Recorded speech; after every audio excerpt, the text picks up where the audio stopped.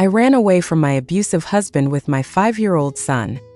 No money, no home, no future, but that decision saved our lives.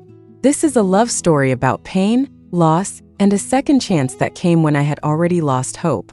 I still remember his hands shaking my shoulders. "You're nothing without me." But when my son whispered, "Mom, are you crying?" I chose to leave. A park bench. No home. Dozens of no answers.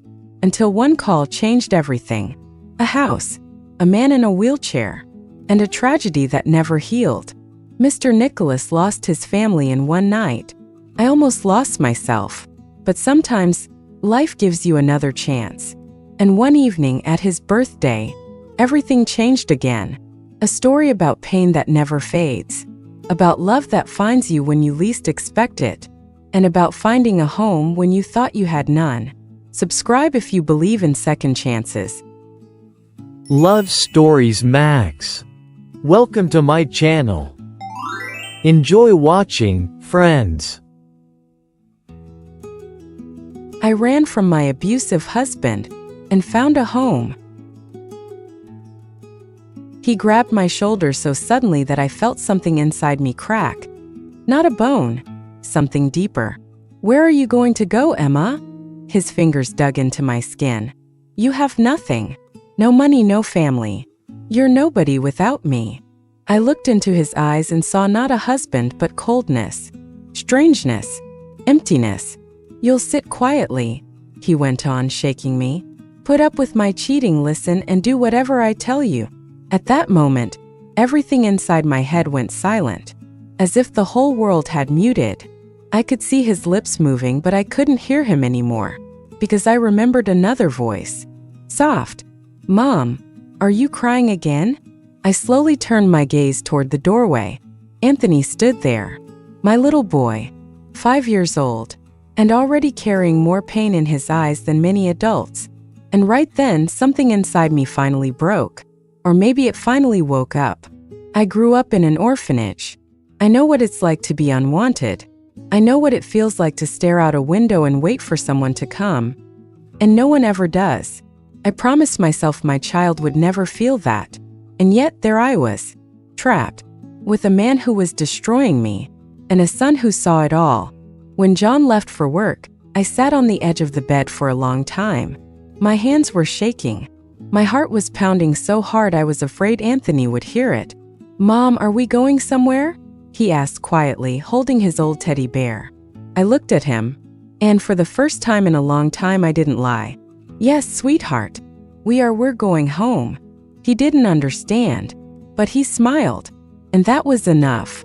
I packed quickly, didn't take anything extra. A few t-shirts, jeans, documents, his toy. I had no photos. No one had ever taken pictures of me.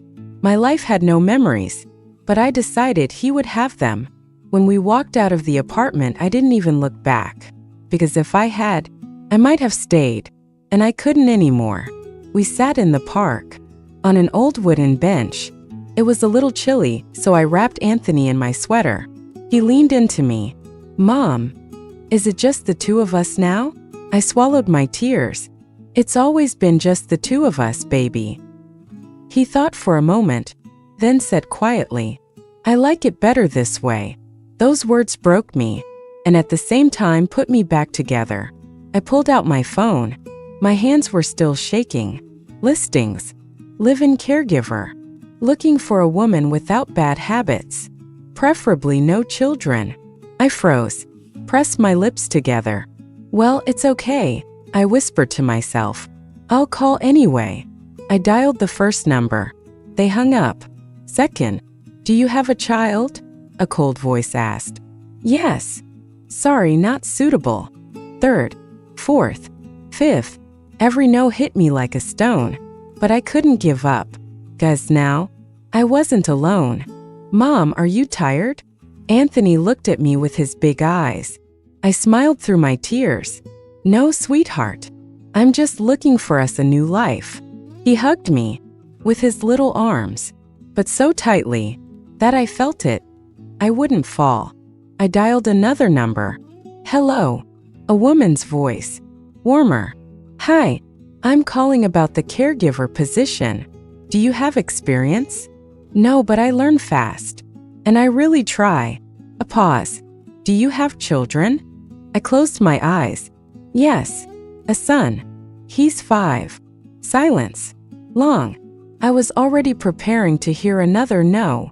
But then, come in. Let's talk. I didn't understand at first.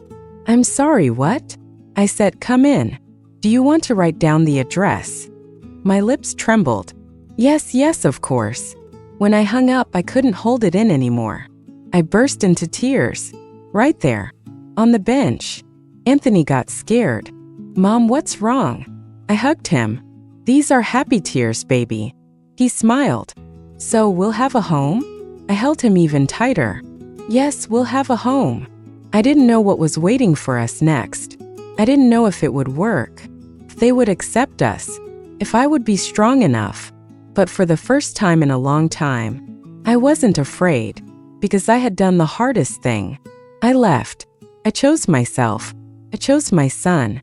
And even if the whole world stands against us, I will never again let anyone tell me, you are nobody, because I am a mother. And that means I am stronger than any fear. We arrived at the address just as evening was settling in. The sky was painted in soft purple, and the windows of the large house glowed with a warm golden light, the kind I had never known in my life. I squeezed Anthony's small hand. Mom, is this our home? He whispered. I didn't know what to say. We'll see, baby. The door opened almost immediately. A woman in her 40s stood there. Kind eyes. Gentle smile. You must be Emma. Please come in. Yes, that's me. And this is my son, Anthony. Nice to meet you, she said, leaning down to him. I'm Amanda. I want cookies. Anthony shouted happily before even saying hello. I felt my cheeks burn. I'm sorry, but Amanda just laughed softly. That's wonderful. It's been a long time since someone was this genuinely excited about cookies. She led us into a large kitchen. Warm. Alive. Real. Tea? Cookies. I would say no, I started. I want. Anthony said loudly, laughing. And for the first time in a long while, I smiled too.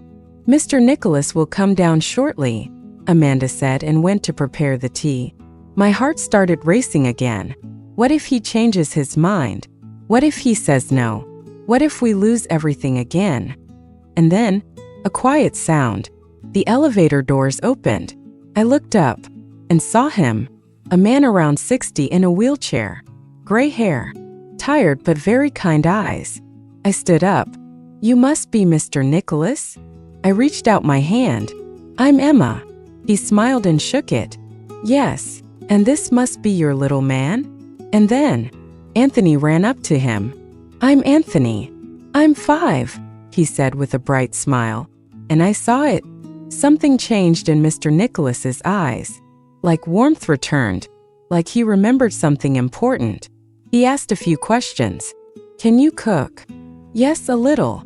Are you hardworking? Very. Your husband? I froze for a second, then answered firmly. I'm filing for divorce. He looked at me closely, for a long moment, as if reading my soul. And then, you're staying. I didn't understand at first. I'm sorry. You and your son. You can live here. I couldn't hold back my tears. Anthony just hugged me. Mom, I told you, we'd have a home. Mr. Nicholas lived on the second floor. Anthony and I were given a room on the first. Big, bright, with a soft bed, and a window overlooking the garden. That night, Anthony fell asleep instantly, holding his teddy bear. And I sat beside him, afraid to move. What if this was a dream? The next day I started my duties. Amanda explained everything. What to do, how to help, what Mr. Nicholas liked. There was a lot of work. The house was big, but it didn't scare me, because for the first time this wasn't survival. This was life. Anthony came alive. He ran through the house, laughed, played, and every time I would whisper, "Sweetheart, don't run quieter, please." I was afraid. afraid we would be asked to leave, afraid to lose this. And one day, it almost happened. Anthony ran around the corner and nearly bumped into Mr. Nicholas's wheelchair. Anthony, I rushed over. How many times have I told you? Be careful. He froze, his eyes filled with tears. I didn't mean to. And then, Emma, I stopped. Mr. Nicholas was looking at me and smiling. Let him run. I couldn't believe it. What? Let him laugh. Loudly. Let him run. He looked at Anthony. It reminds me of the time when my children were little. His voice softened. They used to turn this whole house upside down. I felt something tighten in my chest. A house without a child's laughter is just a building. And in that moment, for the first time, I let go of my fear. That evening, Anthony laughed. Loudly, freely, and I stood in the kitchen, crying. But these were different tears. Warm, alive, real. Because for the first time in my life, felt we didn't just survive. We found a home. 6 months passed. 6 months, and my life had changed completely. I divorced John. No shouting, no going back, no fear. And for the first time, I started breathing. Anthony changed the most. He no longer flinched at loud sounds, didn't hide behind me. He laughed, loud, genuine, and he found someone who loved him the way he deserved. Grandpa Nick, his voice echoed through the house. Mr. Nicholas just smiled and never corrected him. Never. They became real friends. They watched old movies together, drank tea, laughed. Sometimes I stood in the doorway and watched them and thought, maybe God takes something away only to give it back in another way. And then one evening, everything changed. We were sitting in the living room, quiet, peaceful, warm. Anthony was playing with a toy car near Mr. Nicholas's wheelchair, and suddenly he looked up and innocently asked, Grandpa Nick, where is your boy? I froze. My heart dropped. Anthony, that's not a polite question, I said softly. I felt ashamed, scared, afraid we had touched something too painful. But then, it's okay, Emma. His voice was calm, too calm. I can tell. I slowly looked up, and in his eyes, I saw pain that never leaves. He took a deep breath, slowly, as if every word weighed something. I had a family. Pause. A wife, 2 children. His hands trembled slightly. My daughter loved to draw, and my son, he ran everywhere. Just like you, Anthony. Anthony smiled softly and moved closer. It was 30 years ago. His voice grew heavier. An ordinary evening. We were driving home. The silence in the room became thick, almost unbearable. It was raining. My chest tightened. I was driving. Pause. I was in a hurry. Another pause. Longer. And I lost control. I covered my mouth. I remember the sound. Metal. Glass. Screams. His eyes went empty, as if he was there again. And then silence. His voice broke. When I opened my eyes, they were gone. Anthony stopped moving. The room held its breath. My wife. My son. My daughter. Each word a blade. All of them. Tears streamed down my face. I survived. He let out a quiet, broken laugh. But not completely. He looked down at his legs. That night, I lost everything. Pause. And I was left alive. His voice dropped to a whisper. The worst part isn't the pain. Not the wheelchair. It's that I got behind the wheel. I was rushing. I thought I had time. He closed his eyes. I could have stopped. I could have been more careful. I could have saved them. A tear rolled down his cheek. And I live with that every single day.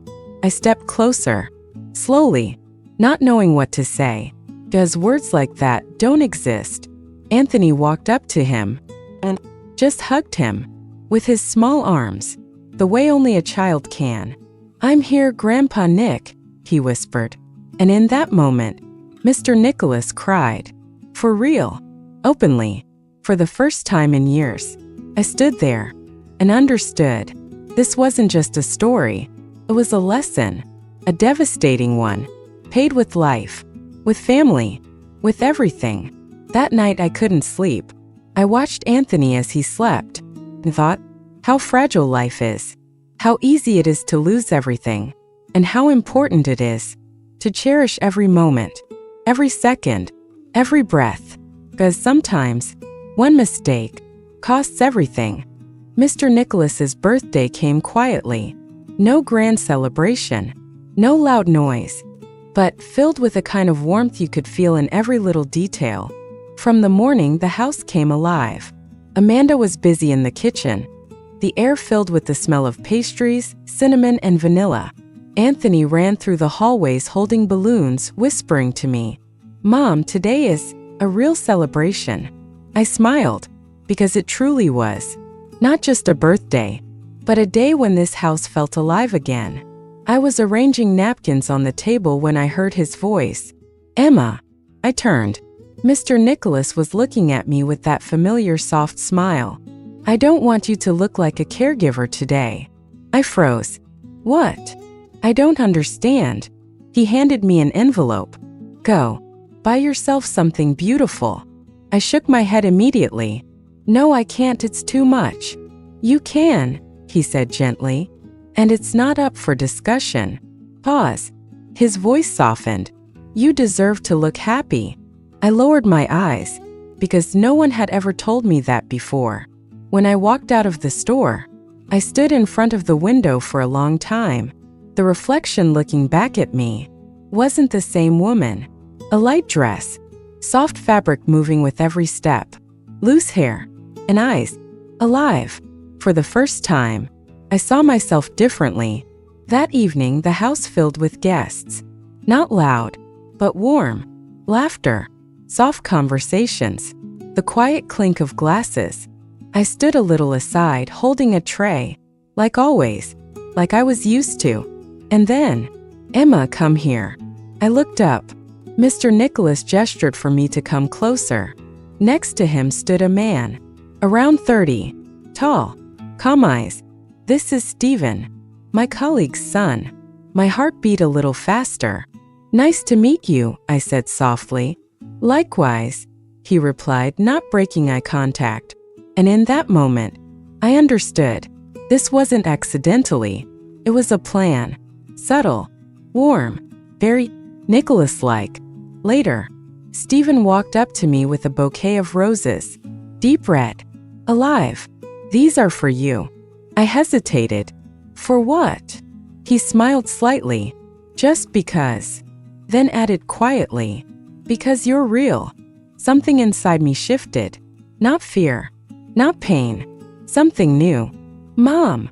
Anthony ran up. "Wow. Flowers." He looked at Stephen, then at me, and smiled widely. I noticed Mr. Nicholas leaning toward Anthony and whispering, "You know, I think soon we might be going to a wedding together." Anthony's eyes widened. "A real one." "A real one," he smiled. And for the first time in a long while, I felt shy, like a girl. Not a woman who survived, but someone who was starting to live again. Later that night, when everyone left, the house became quiet again. I sat by the window, holding the roses. Anthony was asleep. Mr. Nicholas was upstairs. And I thought about life, about the strange ways it leads us. John had everything, a family, a home, love, but he didn't value it. He destroyed it, betrayed it, and lost it. Mr. Nicholas, he loved deeply, truly, painfully, but lost everything, and carried that loss his whole life. And somewhere between those two stories stood me, a woman who ran, who survived, who learned how to love again. I looked at the roses, ran my fingers over the petals, and whispered, maybe life doesn't give everyone a second chance. But when it does, you have to be brave enough to take it. And this time, I wasn't afraid. Thank you for watching. Subscribe to my channel so you don't miss new stories. And also write in the comments how you liked this story on a scale of 1 to 5. Watch the following video and enjoy watching.